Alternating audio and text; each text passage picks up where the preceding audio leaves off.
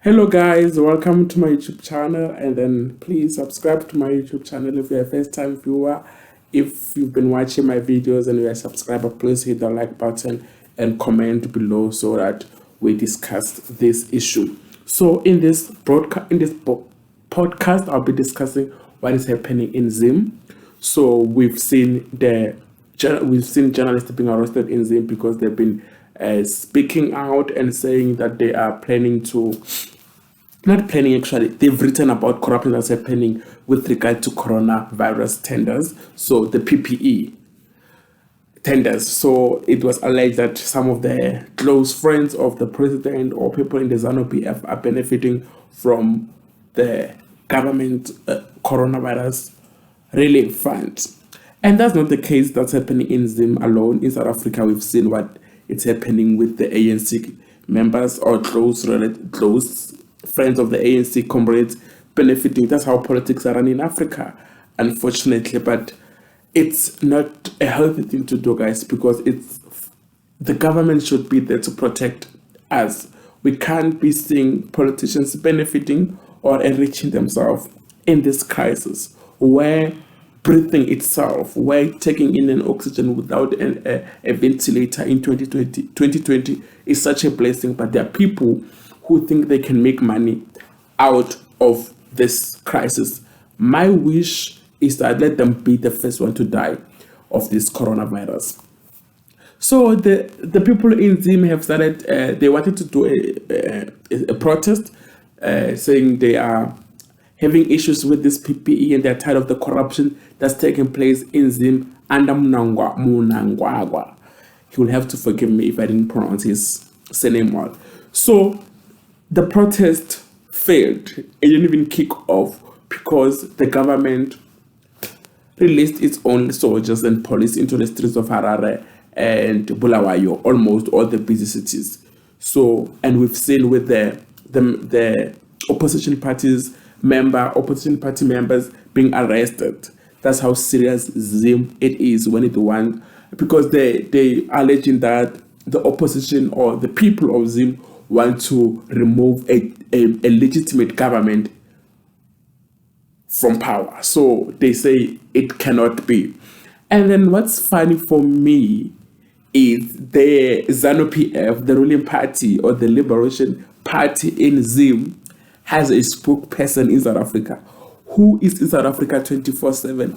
And he speaks so comfortably in South Africa, addressing us on the matters of Zimbabwe, guys. He was speaking on SABC News with the journalist, what's his name? Ndoro. I just forgot his name, but his last name is Ndoro. So I don't know why they have a spokesperson in South Africa. What on earth is happening? It was just not people who left Zim to come to South Africa for green pastures. Even politicians have left Zim to come. I don't know. He can't be an ambassador to South Africa because he was not going to carry the ZANU-PF title. But on SABC it was written ZANU-PF spokesperson in South Africa. Yeah, but let me move away from that. But I feel like we Africans, when we were liberated from the colonizers, we didn't really liberate ourselves from ourselves. So I have close friends who are Zim, and then these are some of the things that I think we as Black people or as Africans, we allowed ourselves to believe in this stupid democracy, which is not a full democracy. First of all, I have two issues that I will address with regard to Zim. In Zimbabwe, if a girl is pregnant, they are not allowed to go to school. What the hell? How can Parliament allow such thing? This is just patriarchy at its own, I don't know, playground. Just making sure that girls are not successful. Girls are held back. And I was discussing this with some person who is from Zim, and then the person was like, yeah, we can't allow like rotten apples. I was like, hey, my God, what about the guys who are having sex with the girls and then the guys are allowed to go to school, but the girls can't go to school? You see? And then you call it democracy. You voted people into power who did such things, who didn't allow girls to go to school because they're pregnant. They call them rotten apples. And then today you're surprised when they're arresting journalists? You must be kidding me. It has never been a free country. Zim has never been free. Let me address the second issue. The second issue is there is no abortion in Zim. So you are not supposed to abortion in Zim. Like it was, I don't know now, but even if it's there, it's just that thing of the elites. So they don't provide free abortion to poor kids, to poor mothers. We know how society is structured. Patriarchy has been devastating for the females, for ladies, for each and for the female gender. But we want people not to have a freedom to abort. People are not supposed to take a decision of how they want to carry on life with their own body. So these are some of the few issues that I want to discuss. That it was never a democracy. Zim was never free. So I'm not surprised that there is an issue of journalists and protesters being arrested. Those people have never been free.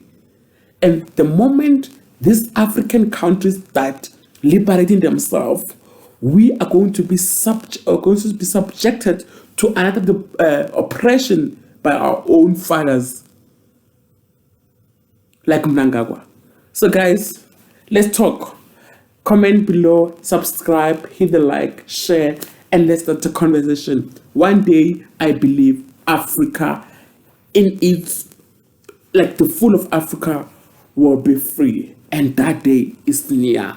We're all gonna be free. There is no free movement in Zim, and Mnangagwa should stop harassing people, because we know how he got into power via soldiers and guns. He mustn't test us, because we are all fighting for our own liberation. Zimbabwean lives matter. Black lives matter. And Mnangagwa and ZANU-PF mustn't start doing that, because they'll regret it. Amandla!